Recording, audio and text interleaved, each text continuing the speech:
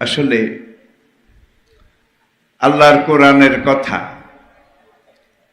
গত ১,৫০০ বছর ধরে পুরা দুনিয়াতে বলা হচ্ছে, আলোচনা করা হচ্ছে। সব কথা বোধহয় বলা হয়ে গেছে, কিছুই বলা হয়নি, সব রয়ে গেছে। আজকে বিজ্ঞান এবং বৈজ্ঞানিক জগৎ, বিজ্ঞানের যেই লাইনগুলো, যেই চ্যানেলগুলো আজকে পূর্ণতা পেয়েছে, বালেগ হয়েছে, বিজ্ঞানের পরিপূর্ণ প্রত্যেকটা লাইন কোরআনে এসে মিলে যাচ্ছে। এটা কোরআনের সবচেয়ে বড় বাহাদুরি। ইয়াসিন আল কুরআনিল হাকিম। ইয়াসিন, আমি আল্লাহ বিজ্ঞানময় কোরআনের কসম করে বলছি, এখানে যদিও বিজ্ঞানের কথাটা, সূক্ষ্ম জ্ঞানের কথাটা আল্লাহ রাব্বুল আলামিন উল্লেখ করেছেন, কিন্তু আমাদেরকে মনে রাখতে হবে কোরআন কোনো বিজ্ঞান গ্রন্থ নয়, কোরআন কোনো বৈজ্ঞানিক থিওরি নয়।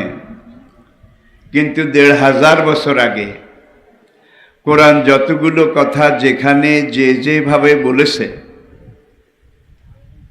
কোরআনের কথাগুলো আজকে বিজ্ঞানের সাথে এসে মিলে যাচ্ছে। এতে বোঝা যায় কোরআনে অযৌক্তিক কোনো কথা নেই, অবৈজ্ঞানিক কোনো কথাও নেই। কোরআনের সবগুলা কথা যৌক্তিক, কোরআনের সবগুলো কথা আজকে আধুনিক বিজ্ঞানের যুক্তিতে যাচাই বাছাই করা চিরসত্য, ধ্রুব সত্য, চিরশাশ্বত, চির অব্যয়, চির অক্ষয়, চির অনন্ত, চির অনাদি। আমরা জানি সাহাবায়ে কেরাম তারা কোনো স্কুল কলেজে লেখাপড়া করেননি। তখনকার দিনে লেখাপড়া করার জন্য কোনো স্কুল কলেজ ইউনিভার্সিটিও ছিল না। সকল সাহাবা রাসূলের কাছে কোরআন পড়েছেন, কোরআন শিখেছেন, কোরআন বুঝেছেন, কোরআনের কথা বলেছেন, কোরআন অনুযায়ী চলেছেন।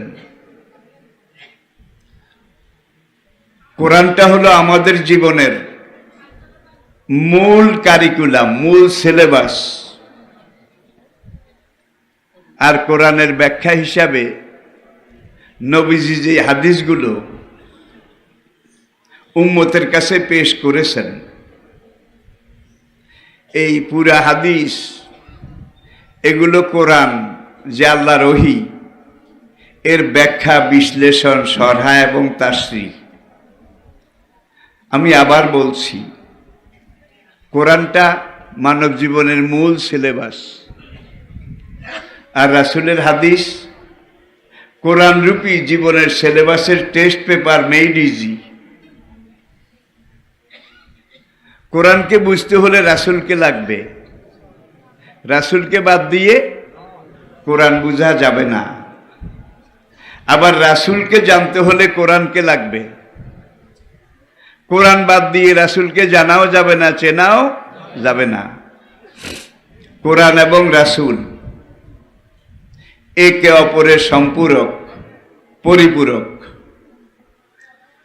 তা আমি যে বলছিলাম, সাহাবায়ে কেরাম শুধু কোরআন পড়েছেন, কোরআন বুঝেছেন, কোরআনের ব্যাখ্যা